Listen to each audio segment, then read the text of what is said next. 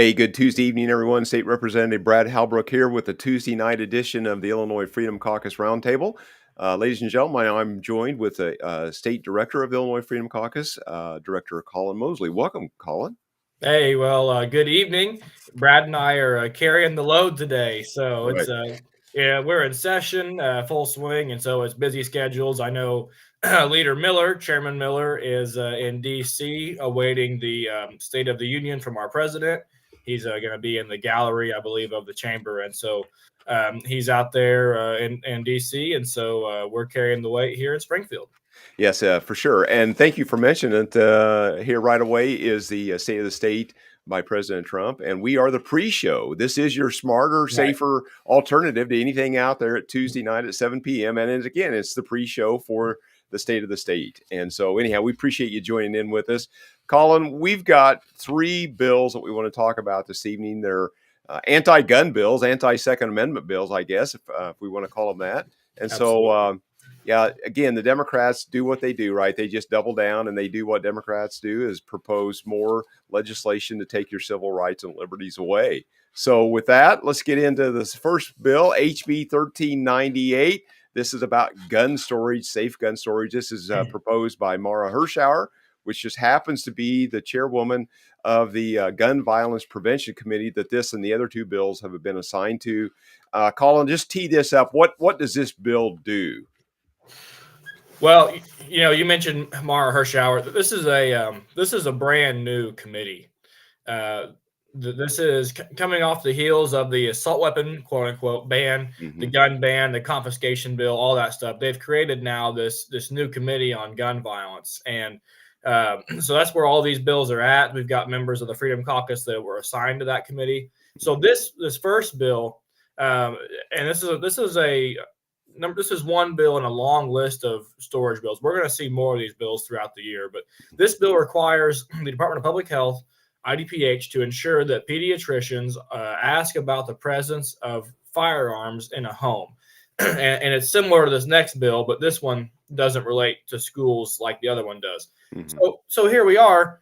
I suppose if you bring your child in now for a pediatric exam, one of the questions, okay, do you have smoke alarms? Does anybody smoke in your home? Okay, child-proof the home. Oh, do you have any guns? Yeah. So what I'm really concerned about, what I think we're concerned about, is what is the intention behind these questions, and why are we asking children these questions in a pediatric appointment about, firearm ownership inside the child's home? Right. Exactly. Well, this bill is in committee tomorrow afternoon, Wednesday afternoon at 2 o'clock. As of earlier today, there was 490 proponents filed as witness slips, but almost double, but not quite double, 836 opponents. That was earlier today. And so there's still time to file those witness slips. And I would urge everybody to do that. Collin, I did a little research. Looks like this bill had been implemented in Florida in 2011, and there was some legal wranglings there, but was repealed evidently in 2022. They called it the Docs versus Glocks legislation, which is kind of similar maybe to the next one, but also California, Massachusetts, maybe a couple other states around the nation. So it's not got widespread appeal, but there is some similar language that's been implemented in some other states. This is a red flag law. Yeah. I mean, when you really get but the problem that I have is now you're forcing a child to be the person waving the red flag. I just think that's totally inappropriate, and I think the next bill even more so. Whenever we get to that. Yeah. So unless you have anything else, we can move to the next one. Sure. HB 1374. This is Gon Gershowitz bill. Again, it's in the same committee. All of these are in the same gun violence prevention that meets at 2 or 2:30 Wednesday afternoon. Again, you can file witness slips on this. This Collin, a little bit different, but this is dealing with questioning students when they're having getting ready for a school exam, right? Or a physical for school. Yeah, exactly. I mean, it amends the school code. And so now when you send your kid for a physical or a health exam, and the scope is unclear. Is this for school physicals, sports physicals, after sports injury checkups? I mean, we have no idea what the scope of this is. But so now on top of the pediatric appointments, you've got the school physical examiners that are asking kids about the presence of, and the way this bill is worded is, okay, are there firearms in your home? Mm-hmm. And then if the answer is yes, it triggers a whole litany of questions about, okay, well, how are they stored? Where are they, Mm-hmm. where are they at? And I'm just trying to imagine asking an 8-year-old these questions as they're trying to get ready for school and prepare for school, maybe for the first time. I mean, as it says on the slide, are we going to start putting parents in the sights of DCFS and law enforcement Mm-hmm. based on their answer to a school physical question about firearm ownership? Right. Well, and there's not a lot of language in this bill. I mean, it fits into a big piece of legislation. But what I was able to figure out here was that IDPH, Department of Public Health, makes the rules, right? So they have rulemaking authority over what this legislation does, and that's kind of a risky move. Yeah, well, I think anybody who lived through the COVID-19 pandemic should be really wary of IDPH or anybody in the executive branch having expanded authority or rulemaking authority. I mean, these are the same people that wanted to close your businesses for not wearing a mask and kick you out of school for not Mm-hmm. having a vaccine. And I want to bring this window up. My question to everyone is, I have a child. And this rifle hangs right here on my wall behind me. And it's not loaded, but actually it's a BB gun, I think. But, the thing is, what if my kid says yes? And what if the follow-up question is, well, Daddy has a safe, but he does have this one gun that hangs on the wall in his office. Right. Is that enough to have DCFS come to my house? What is that trigger? I mean, this is infringement. This is the definition of infringement. The founders would roll in their grave.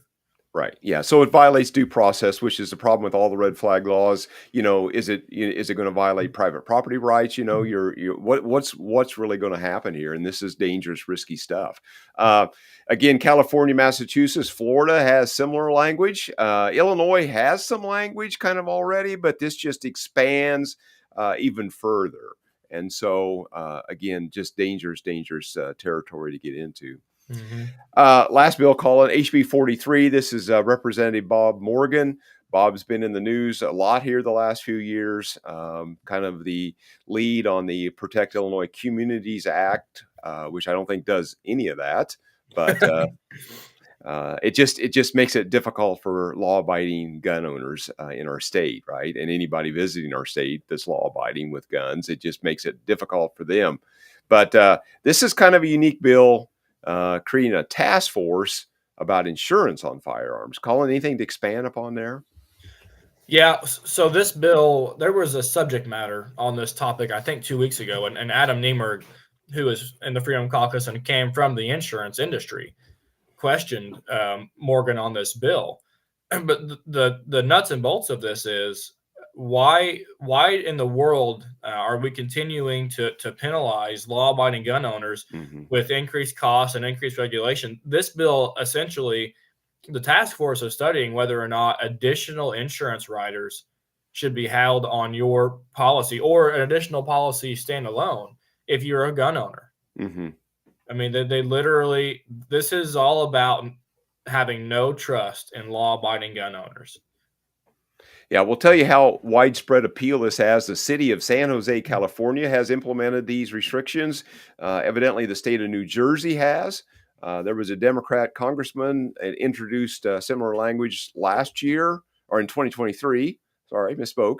But it didn't move. And so this has got problems written all over it. I guess if it's mandated and you can't afford the coverage, I don't know. But I would guess maybe, well, it's be interesting to see what the insurance providers' take on all of it is. Did any of the insurance people testify in committee about it?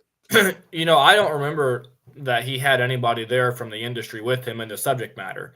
I'm guessing based on Leader Niemerg's questioning that he probably should have somebody when it comes time to actually hear the bill. Right. But yeah, you're right, Brad. This has got problems written all over it. And I'm kind of curious, Brad, how many times have we talked about insurance mandates this, insurance mandates that?